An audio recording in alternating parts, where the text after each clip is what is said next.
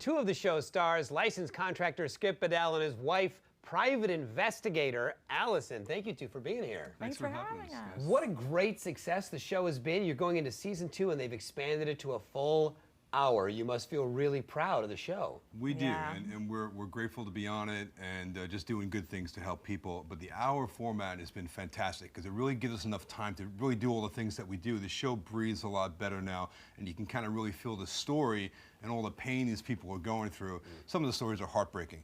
So, you know, to be able to do it for an hour and really get a good handle on what it is that we're doing is a great thing this season. That's the one thing that in the first season, all of the fans on social media all said it's a great show, but it needs to be longer. It felt kind of rushed. It really went through the story too quickly. So now you get a little bit more of everything. People love to see the fix. They love to see more confrontation. They want to see how did we get the bad guys. So now they get all of that. Yeah, Especially the confrontation. Yeah, how often do you come across contractor shoddiness and shadiness? You guys are really just in LA, right? Well, yeah, that's where we film our show, exclusively in the LA area right now for the first 2 seasons. I understand that at some point we might expand out, and we get, you know, Twitter and Facebook and social media just hits us up from all over the country, even in Canada, all over the place. People are like, can you please come to our town? Because this is a problem that's, you know, it exists everywhere. And it's unfortunate, but wherever there's homes and people that are working on them, you're always going to find guys that aren't doing the right thing and looking to get over. Right. So, but yeah, we're happy to have the opportunity to be able to go out and help these people. It's really great. You guys kind of set up sting operations of sorts, right? Like you're your own sort of CSI. You set up stings, you get these shady people in, they commit to things, they take the money, they don't come back. How do you get these stings going?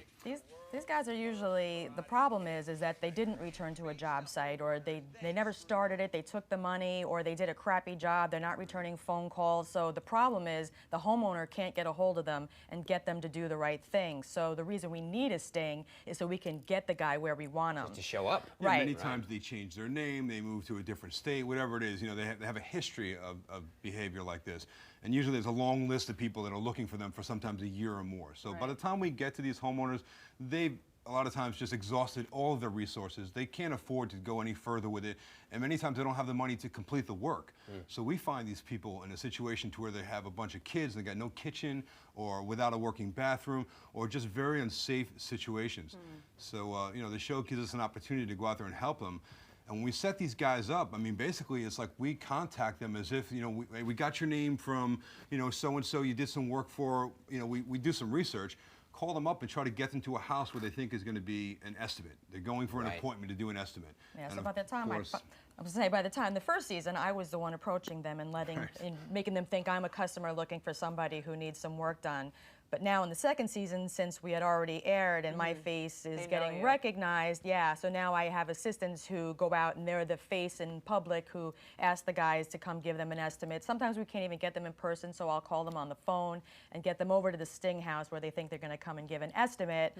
We greet them at the door, they come in, sit them down, and that's when we leave, and that's when Adam and Skip come in. And all the cameras. They are never happy to see us, that's for sure. Because, I mean, it's completely 100% as you see it. They follow us with the cameras. There's no script on the show. So when these guys come through the door and we hit them with the cameras, they're like, who the hell are you guys? You know, like, what's going on here? Or now they're like, uh-oh, it's you. Yeah, well, now that's right. Now that it's season 2. The first season, they were like, you know, now it's like, oh, no.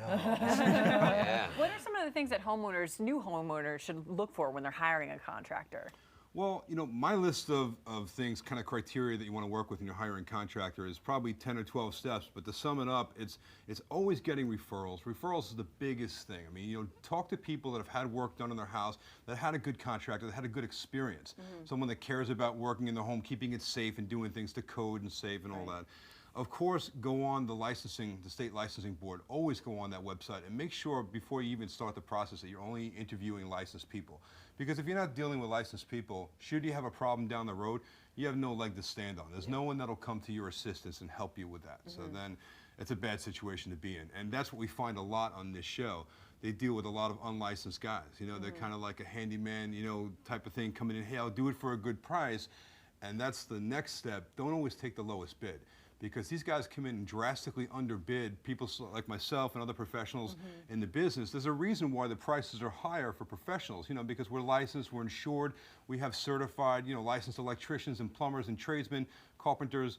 that are all professional craftsmen, and obviously that's what you pay for. So when you're dealing with people that aren't licensed, you don't know what you're going to get. Well, we love what you're doing. You guys are making people's lives better, which is what we are all about. Yeah, thank you so much for stopping by. Thanks for Thanks for having having us. us. And you can catch Skip and Allison on Catch a Contractor. It's Sunday nights at 10 on Spike, and it's going to be an hour. So good.